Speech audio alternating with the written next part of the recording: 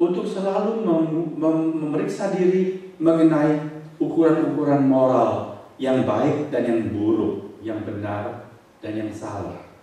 Dan hati nurani kita, hati nurani, hati kecil kita di dalam, suka bila kita mencapai hal-hal yang baik dan hal-hal yang benar. Hati kecil kita akan sedih, akan tidak tenteram, akan mengusik kita bila kita melakukan hal-hal yang tidak baik dan hal-hal yang tidak benar.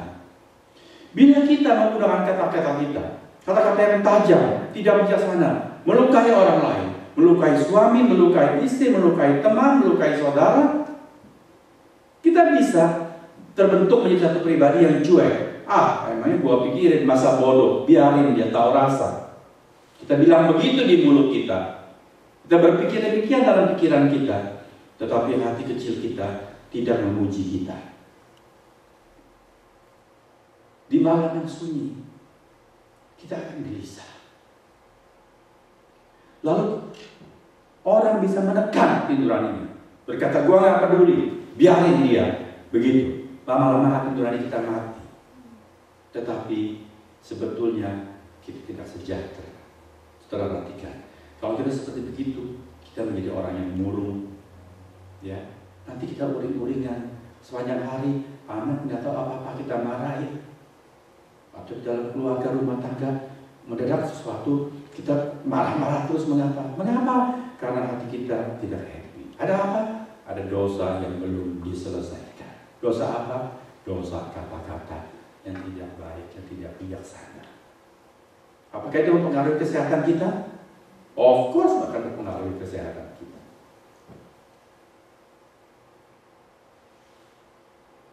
Saya mengidap penyakit tekanan darah tinggi. Itu herediter juga, turunan. Karena papa begitu, memang faktor turunan dia, anak pun pada usia tertentu mulai akan mengidap darah tinggi. Tetapi saudara, saya juga perhatikan bahwa tekanan darah saya itu sangat terpengaruh oleh sikap batin saya. Kalau sikap batin saya negatif, lalu saya tidak suka cita, saya banyak pikiran, orang bilang, ngeruak begitu, tensi saya naik. Dari mana kita tahu bahwa hati kita tidak sejahtera? Dari mana kita bisa mengukur bahwa hati kita tidak suka cita? Bagaimana kita tahu bahwa kita tidak bereaksi, tidak bersikap positif terhadap keadaan di sekitar kita? Dari mana kita tahu, saudara? Dari cara kita berkata-kata.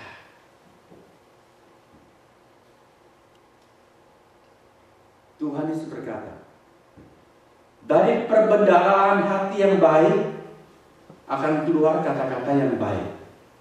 Dari perbendaharaan hati yang jahat akan keluar kata-kata yang jahat. Dia menjelaskan, yang masuk dari mulut tidak menajiskan orang. Itu ketika dia dikritik, kenapa engkau dan murid-muridmu makan, kau nggak cuci tangan dulu? Orang Farisi kalau makan mau cuci tangan dulu. Itu suci, ya. Lalu ketika lihat Tuhan Yesus dan murid-murid makan nggak cuci tangan, mereka mencela.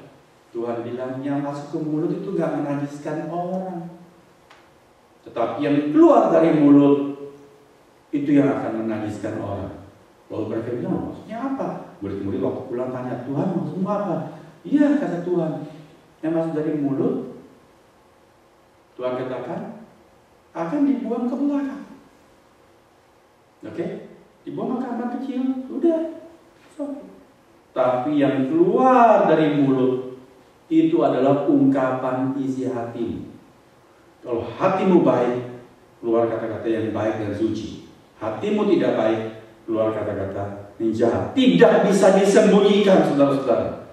Jadi, kalau kata-kata kita itu jahat, baik terhadap orang lain maupun terhadap suasana, terhadap kenyataan yang kita hadapi, itu berarti hati kita tidak positif. Hati kita itu ada yang tidak beres.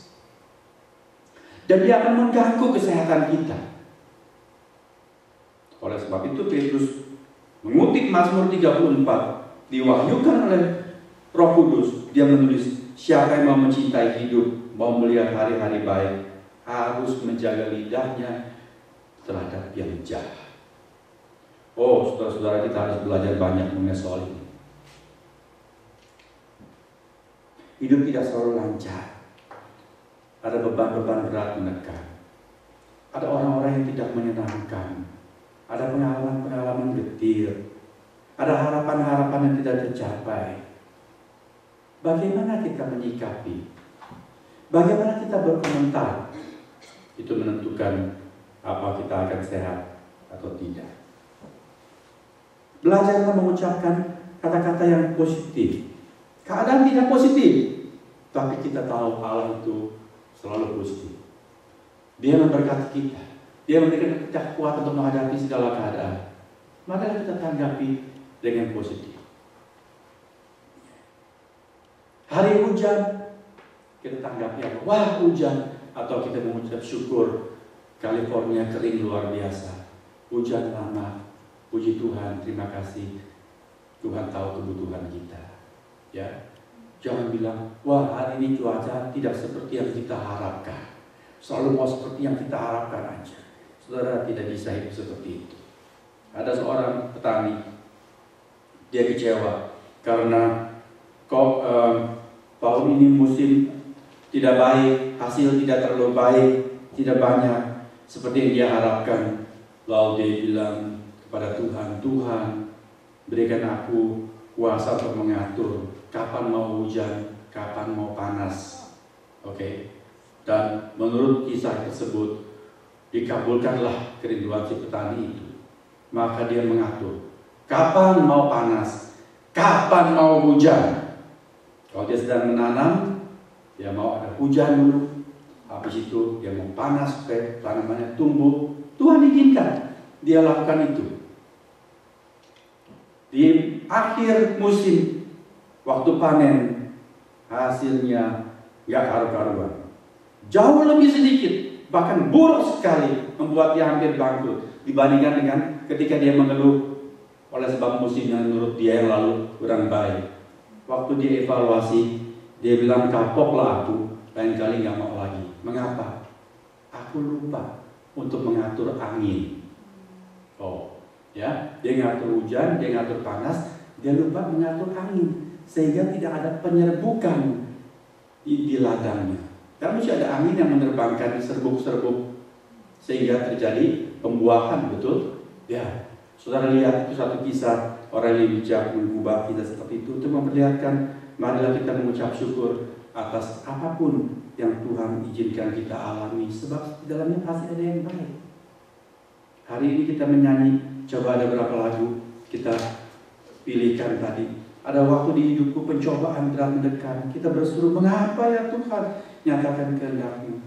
Lalu Tuhan katakan, serahkan hidupmu. Aku berkarya, akan indah pada waktunya. Kalau kita bisa bersikap batin seperti itu karena percaya kepada Tuhan, nah ini kesalehan, akan keluar pada tutur kata kita, sejahteralah hati kita, saudara, dan sehatlah tubuh kita. Betul? Kita tidak usah menjadi stres karena keadaan yang tidak menyenangkan. Kita perlu belajar itu. Lidah kita jaga. Yang kedua, melakukan yang baik. Bukan cuma berkata-kata, tapi mengerjakan. Menjauhi yang jahat dan melakukan yang baik. Lalu mencari perdamaian dan berusaha mendapatkannya. Bukan cuma menyukai keadaan damai, keadaan tentram, tapi kejarlah itu, usahakanlah dalam hubungan yang sama.